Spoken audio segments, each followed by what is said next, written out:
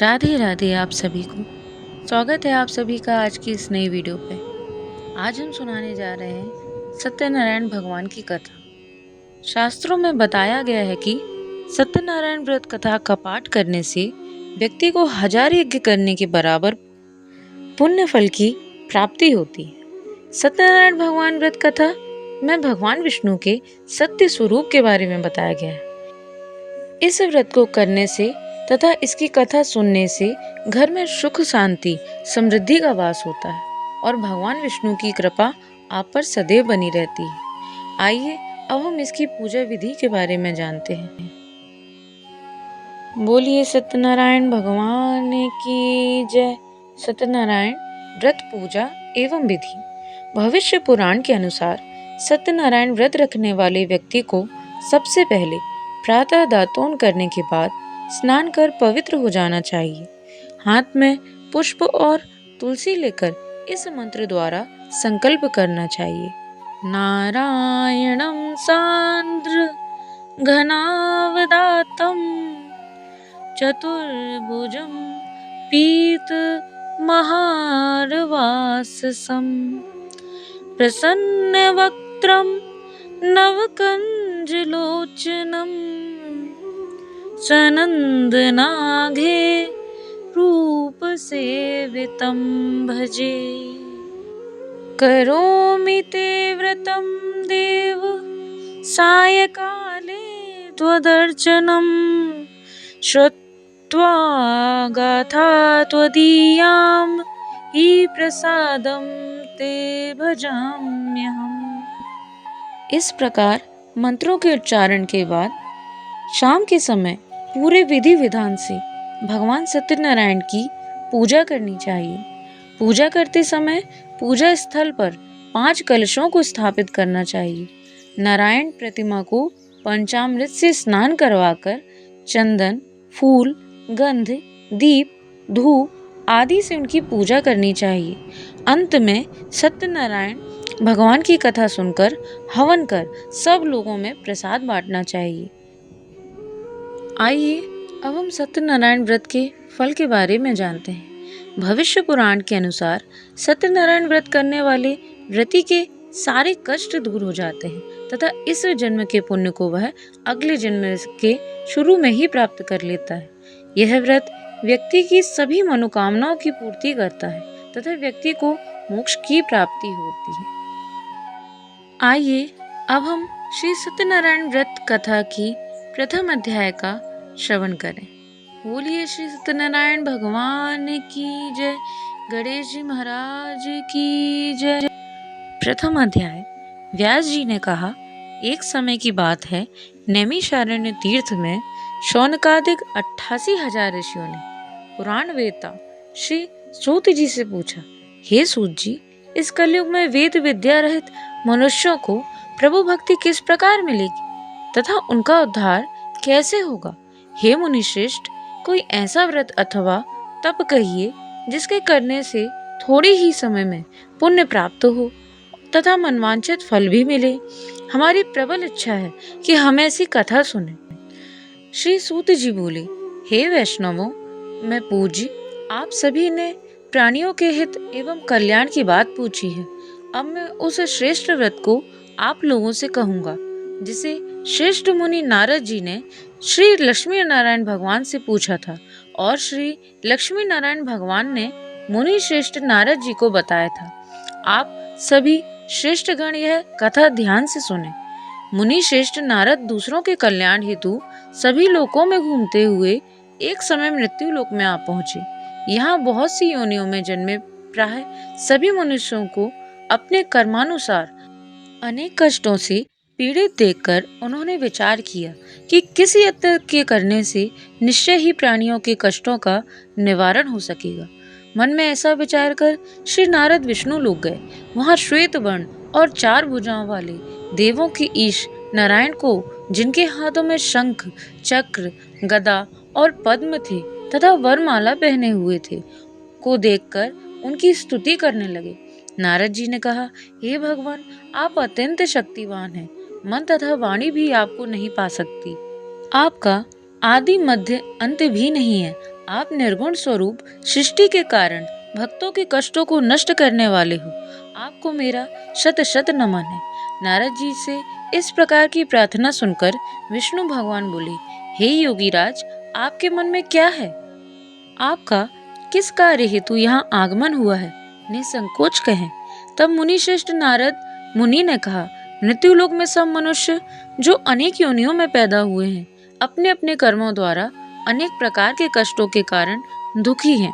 हे स्वामी, यदि आप मुझ पर दया रखते हैं तो बताइए कि उन मनुष्यों के सब कष्ट थोड़े से ही प्रयत्न से किस प्रकार दूर हो सकते हैं। श्री विष्णु भगवान ने कहा, हे नारद, मनुष्यों की भलाई के लिए तुमने यह बहुत उत्तम प्रश्न किया है। जिस व्रत के करने से मनुष्य मोह से छूट जाता है, वह व्रत मैं तुमसे कहता हूँ, सुनो। अति पुण्य दान करने वाला स्वर्ग तथा मृत्यु दोनों में दुर्लभ एक अति उत्तम व्रत है, जो आज मैं तुमसे कहता हूँ। श्री सत्यनारायण भगवान का यह व्रत विधि विधान पूर्वक संपन्न करने पर मनुष्य इस धरती पर सभी प्रकार के सुख भोग कर मरणोपरांत मोक्ष को प्राप्त होता है। श्री विष्णु भगवान के ऐसे वचन सुनकर नारद मुनि बोले, हे भगवान, उस व्रत का विधान क्या है, फल क्या है? इससे पूर्व किसने यह व्रत किया है और किस दिन यह व्रत करना चाहिए? कृपया मुझे विस्तार से समझाइए। श्री विष्णु भगवान ने कहा, हे नारद, दुख, शोक एवं सभी प्रकार की व्याधियों को दूर करने वाला यह व्रत सब स्थानों पर विजय दिलाने वाला है। श्रद्धा और भक्ति के साथ किसी भी दिन मनुष्य संध्या के समय श्री सत्यनारायण भगवान की ब्राह्मणों और बंधुओं के साथ पूजा करे। भक्ति भाव से नैवेद्य केले का फल, नैवेद्य घी, शहद, शक्कर अथवा गुड़, दूध और गेहूं का आटा सवाया लेवे। गेहूं के अभाव में साठी का चूर्ण भी ले सकते हैं। इन सभी को भक्ति भाव से भगवान श्री सत्यनारायण को अर्पण करें। बंधु बांधवों सहित ब्राह्मणों को भोजन कराएं। इसके पश्चात ही स्वयं भोजन करें। रात्रि में श्री सत्यनारायण भगवान के गीत आदि का आयोजन कर श्री सत्यनारायण भगवान का स्मरण करते हुए समय व्यतीत करें। इस तरह जो मनुष्य व्रत करेंगे उनकी मनोकामनाएं अवश्य ही पूर्ण होंगी। विशेष रूप से कलयुग में मृत्यु लोक में यही एक ऐसा उपाय है जिसके अल्प समय और कम धन में महान पुण्य की प्राप्ति हो सकती है। इति श्री सत्यनारायण व्रत कथा प्रथम अध्याय संपूर्ण। बोलिए सत्यनारायण भगवान की जय।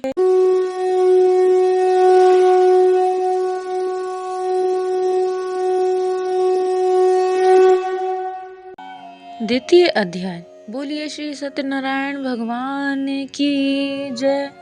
सूत जी ने कहा, हे ऋषियों, जिन्होंने प्राचीन काल में इस व्रत को किया है उनका इतिहास मैं आप सबसे कहता हूँ, ध्यान से सुने। अति सुंदर काशीपुर नगरी में एक अति निर्धन ब्राह्मण वास करता था। वह भूख और प्यास से बेचैन होकर हर समय दुखी रहता था।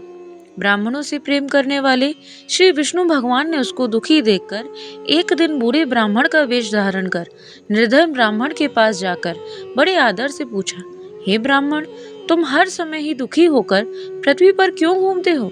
हे श्रेष्ठ ब्राह्मण, अपनी व्यथा मुझसे कहो, मैं सुनना चाहता हूँ। कष्टों से घिरे उस ब्राह्मण ने कहा, मैं निर्धन ब्राह्मण हूँ, भिक्षा के लिए पृथ्वी पर मारा मारा फिरता हूँ। हे भगवान, यदि आप इससे मुक्ति पाने का कोई उपाय जानते हो तो कृपा कर मुझे बताइए। बूढ़े ब्राह्मण का रूप धारण किए हुए श्री विष्णु भगवान तब बोले, हे ब्राह्मण, श्री सत्यनारायण भगवान मनोवांछित फल देने वाले हैं, इसलिए तुम उनका विधि पूर्वक पूजन करो, जिसके करने से मनुष्य सब दुखों से मुक्त हो जाता है। दरिद्र ब्राह्मण को व्रत का संपूर्ण विधान बतलाकर बूढ़े ब्राह्मण का रूप धरे श्री सत्यनारायण भगवान अंतर ध्यान हो गए। बूढ़े ब्राह्मण ने जिस व्रत को बतलाया है मैं उसको अवश्य विधि विधान सहित करूंगा, ऐसा निश्चय कर वह दरिद्र ब्राह्मण घर चला गया। परंतु उस रात ब्राह्मण को नींद नहीं आई। अगले दिन वह जल्दी उठा और श्री सत्यनारायण भगवान का व्रत करने का निश्चय कर भिक्षा मांगने के लिए चल दिया। उस दिन उसको भिक्षा में अधिक धन मिला, जिससे उसने पूजा का सब सामान खरीदा और घर आकर अपने बंधु बांधवों के साथ विधि पूर्वक भगवान श्री सत्यनारायण का व्रत किया। इसके करने से वह गरीब ब्राह्मण सब कष्टों से छूटकर अति धनवान हो गया। उस समय से वह ब्राह्मण हर मास व्रत करने लगा। सत्यनारायण भगवान के व्रत को जो शास्त्र विधि के अनुसार श्रद्धा पूर्वक करेगा, वह सब कष्टों से छूटकर मोक्ष प्राप्ति करेगा। जो भी मनुष्य श्री सत्यनारायण भगवान का व्रत करेगा, वह सब कष्टों से छूट जाएगा। इस तरह नारद जी से सत्यनारायण भगवान का कहा हुआ यह व्रत मैंने तुमसे कहा। हे श्रेष्ठ ब्राह्मणों, अब आप और क्या सुनना चाहते हैं मुझसे, वह भी कहें। तब ऋषियों ने कहा, हे मुनीश्वर, संसार में इस विप्र से सुनकर किस किस ने इस व्रत को किया, हम सब सुनना चाहते हैं। मुनियों से ऐसा सुनकर श्री सूत जी ने कहा, हे मुनिगण, जिस जिस प्राणी ने इस व्रत को किया है, उन सब की कथा सुनो। एक समय वह धनी ब्राह्मण बंधु बांधवों के साथ शास्त्र विधि के अनुसार अपने घर पर श्री सत्यनारायण भगवान का व्रत कर रहा था। उसी समय एक लकड़ी बेचने वाला बूढ़ा व्यक्ति वहां आया। उसने सिर पर रखा लकड़ियों का गट्ठर बाहर रख दिया और ब्राह्मण के मकान में चला गया। प्यास से बेचैन लकड़हारे ने विप्र को व्रत करते देखा। वह प्यास को भूल गया। उसने विप्र का अभिनंदन किया और पूछा, हे ब्राह्मण, आप यह किसका पूजन कर रहे हैं? इस व्रत को करने से क्या फल मिलता है? कृपा करके मुझे बताएं।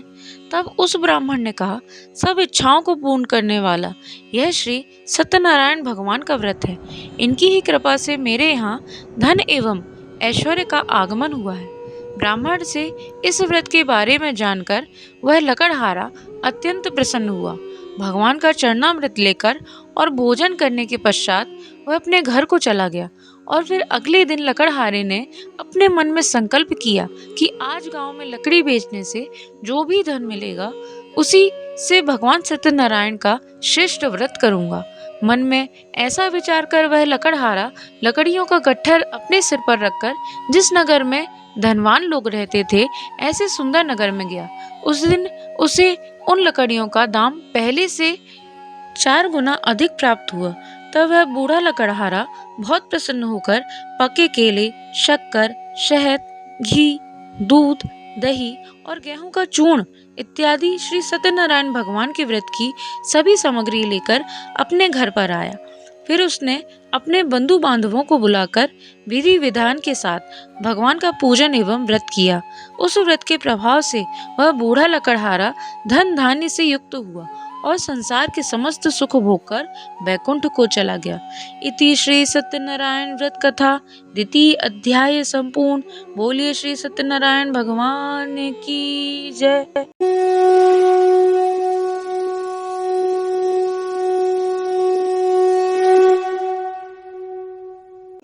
तृतीय अध्याय। बोलिए श्री सत्यनारायण भगवान की जय।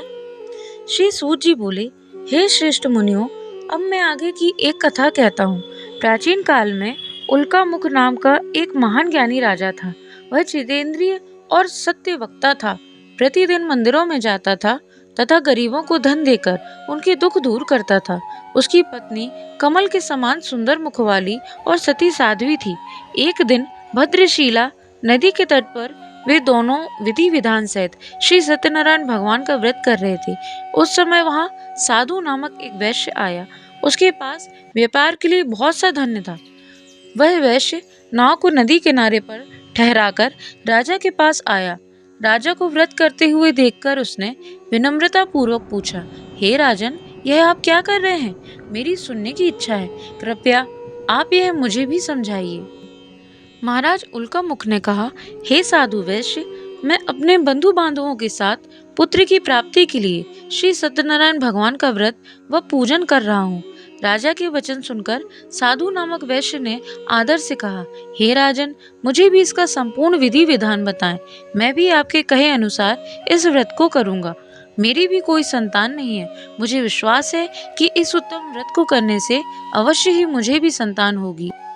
राजा से व्रत के सब विधान सुन व्यापार से निवृत्त हो वह वैश्य सुख पूर्वक अपने घर आया। उसने अपनी पत्नी को संतान देने वाले उस उत्तम व्रत के विषय में सुनाया और प्रण किया कि जब मेरे संतान होगी तब मैं इस व्रत को करूंगा। वैश्य ने ये वचन अपनी पत्नी लीलावती से भी कहे। एक दिन उसकी पत्नी लीलावती श्री सत्यनारायण भगवान की कृपा से गर्भवती हो गई। 10वें महीने में उसने एक अति सुंदर कन्या को जन्म दिया। दिनों दिन वह कन्या इस तरह बढ़ने लगी जैसे शुक्ल पक्ष का चंद्रमा बढ़ता है। कन्या का नाम उन्होंने कलावती रखा। तब लीलावती ने मीठे शब्दों में अपने पति को याद दिलाया कि आपने जो भगवान का व्रत करने का संकल्प किया था, अब आप उसे पूरा कीजिए। साधु वैश्य ने कहा, हे प्रिय, मैं कलावती के विवाह पर इस व्रत को करूंगा। इस प्रकार अपनी पत्नी को आश्वासन दे वह व्यापार करने विदेश चला गया। लौटने पर साधु ने जब नगर में सखियों के साथ अपनी वयस्क होती पुत्री को खेलते देखा तो उसके विवाह की चिंता हुई। तब उसने एक दूत को बुलाकर कहा कि उसकी पुत्री के लिए कोई सुयोग्य वर देखकर लाए।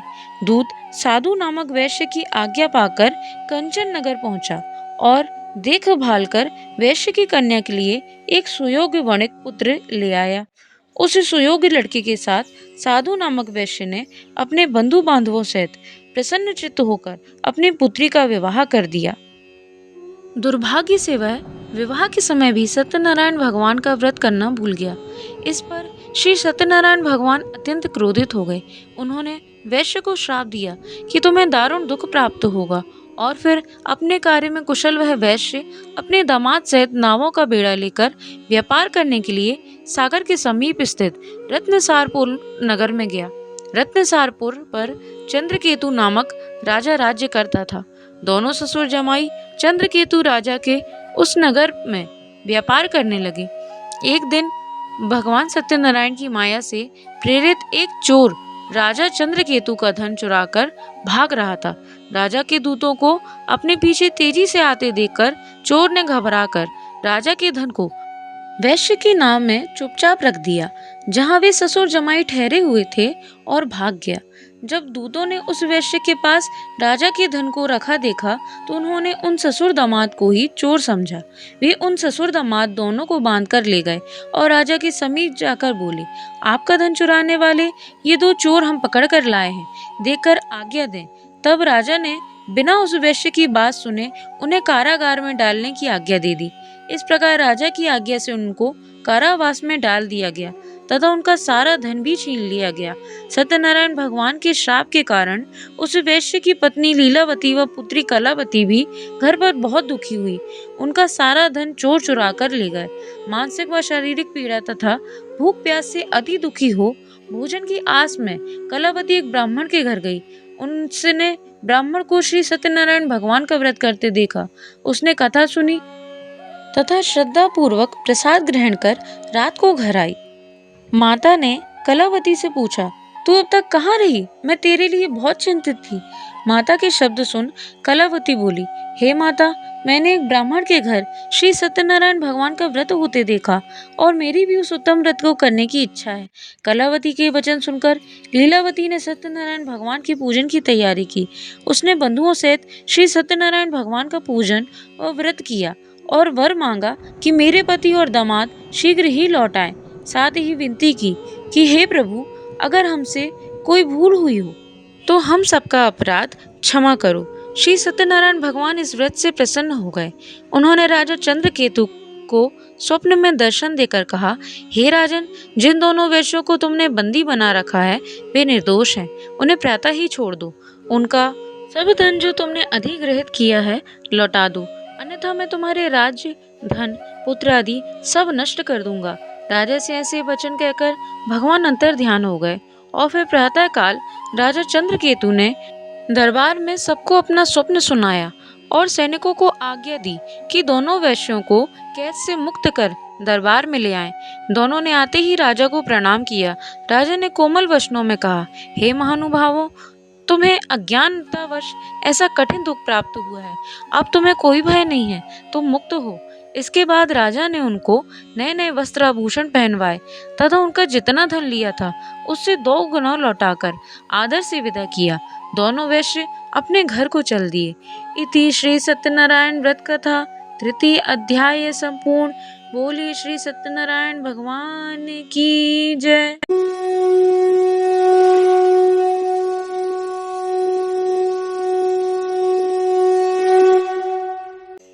चतुर्थ अध्याय।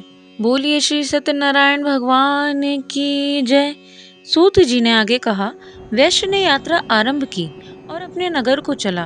उनके थोड़ी दूर आगे बढ़ने पर दंडी वेशधारी श्री सत्यनारायण भगवान ने उसकी परीक्षा लेने हेतु उससे पूछा, हे वैश्य, तेरी नाव में क्या है? अभिमानी वणिक हंसता हुआ बोला, हे दंडी, आप क्यों पूछ रहे हैं? क्या धन लेने की कामना है? मेरी नाव में तो बेल के पत्ते भरे हैं। वैश्य के ऐसे वचन सुनकर दंडी वेशधारी श्री सत्यनारायण भगवान बोले, तुम्हारा वचन सत्य हो। ऐसा कहकर वे वहां से चले गए और कुछ दूर जाकर समुद्र के तट पर बैठ गए। दंडी महाराज के जाने के पश्चात वैश्य ने नित्य क्रिया से निवृत्त होने के बाद नाव को ऊंची उठी देखकर अचंभा किया तथा नाव में बेल पत्ते आदि देखकर मूर्छित हो जमीन पर गिर पड़ा। मूर्छा खुलने पर अति शोक करने लगा। तब उसके दामाद ने कहा, आप शोक न करें, यह दंडी महाराज का श्राप है, अतः हमें उनकी शरण में चलना चाहिए, वही हमारे दुखों का अंत करेंगे। दामाद के ऐसे वचन सुनकर वह वैश्य दंडी भगवान के पास पहुंचा और अत्यंत भक्ति भाव से पश्चाताप करते हुए बोला, मैंने जो आपसे असत्य वचन कहे थे उसके लिए मुझे क्षमा करें। ऐसा कहकर वे शोकातुर होकर रोने लगा। तब दंडी भगवान बोले, हे वणिक पुत्र, मेरी आज्ञा से ही बार बार तुझे दुख कष्ट प्राप्त हुआ है। तू मेरी पूजा से विमुख हुआ। तब उस वैश्य ने कहा, हे भगवान, आपकी माया को ब्रह्मा आदि देवता भी नहीं जान पाते, तब मैं मूर्ख भला कैसे जान सकता हूँ? आप प्रसन्न होइए, मैं अपनी क्षमता अनुसार आपकी पूजा करूंगा। मेरी रक्षा कीजिए और मेरी नौका को पहले के समान धन से परिपूर्ण कर दीजिए। उसके भक्ति से परिपूर्ण वचन सुनकर श्री सत्यनारायण भगवान प्रसन्न हो गए और उसकी इच्छानुसार वर देकर अंतर ध्यान हो गए। तब ससुर व दामाद दोनों ने नाव पर आकर देखा कि नाव धन से परिपूर्ण है। फिर वह विधि विधान से भगवान सत्यनारायण का पूजन कर साथियों सहित अपने नगर को चला। जब वह अपने नगर के निकट पहुंचा तब उसने एक दूत को अपने घर पर भेजा। दूत ने साधु नामक वैश्य के घर जाकर उसकी पत्नी को नमस्कार किया और कहा, आपके पति अपने जमाता सहित इस नगर में समीप आ गए हैं। लीलावती और उसकी कन्या कलावती उस समय भगवान का पूजन कर रही थी। दूत का वचन सुनकर साधु की पत्नी बड़े हर्ष के साथ सत्यनारायण भगवान का पूजन पूर्ण किया और अपनी पुत्री से कहा, मैं अपने पति के दर्शन को जाती हूँ, तू पूजन पूर्ण कर शीघ्र आ जाना। परंतु कलावती पूजन एवं प्रसाद छोड़कर अपने पति के दर्शन के लिए चली गई। पूजन एवं प्रसाद की अवज्ञा के कारण भगवान सत्यनारायण ने रुष्ट हो उसके पति को नाव सहित पानी में डुबो दिया। कलावती अपने पति को ना पाकर रोती हुई जमीन पर गिर पड़ी। नौका को डूबा हुआ तथा कन्या को रोती हुई देख साधु नामक वैश्य द्रवित हो बोला, हे प्रभु, मुझसे या मेरे परिवार से अज्ञानतावश जो अपराध हुआ है उसे क्षमा करें।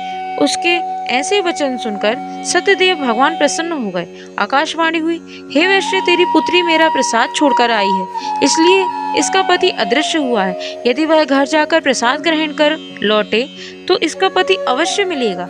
आकाशवाणी सुनकर कलावती ने घर पहुंचकर प्रसाद ग्रहण किया और फिर आकर अपने पति को पूर्व रूप में पाकर वह अति प्रसन्न हुई तथा उसने अपने पति के दर्शन किए।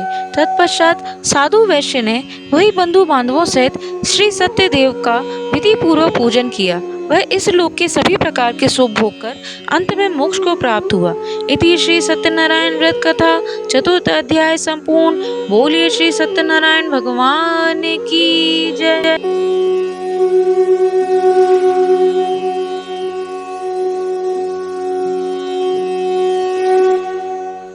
पंचम अध्याय।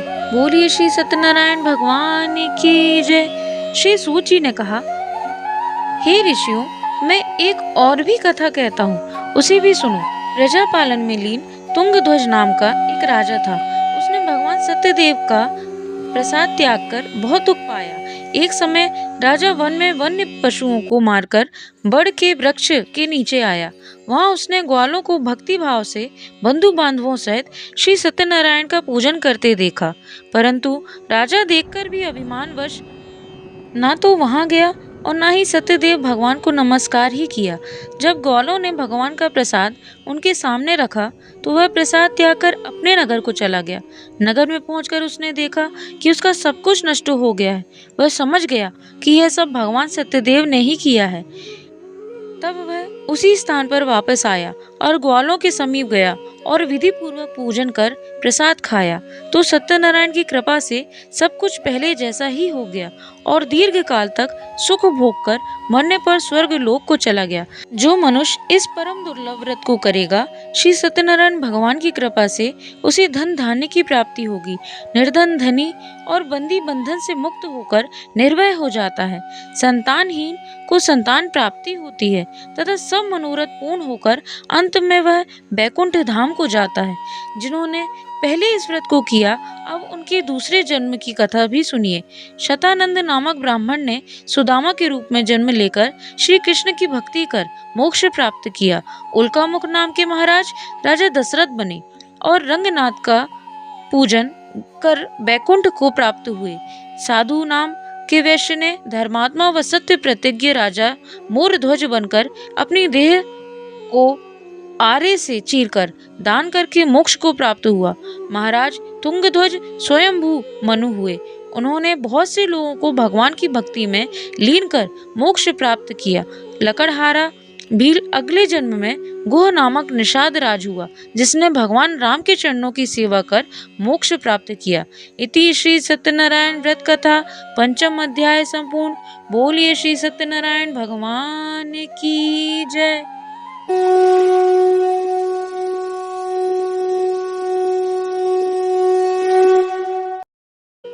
तो ये थी श्री सत्यनारायण भगवान की व्रत कथा। अगर आपको हमारी वीडियो पसंद आई हो तो वीडियो को लाइक करें, चैनल को सब्सक्राइब करें और इस बहुत ही आनंदमयी कथा को अपने सहपाठियों के साथ शेयर भी करें। आपके एक सब्सक्राइब से और आपके लाइक करने से हमें ऐसी ही नई नई वीडियो बनाने के लिए प्रोत्साहन मिलती है। आप अगली वीडियो किस विषय पर देखना चाहेंगे, इसके लिए कमेंट अवश्य करें और कमेंट में जय श्री हरि, राधे राधे लिखना ना भूलें। आपका दिन मंगलमय हो। धन्यवाद।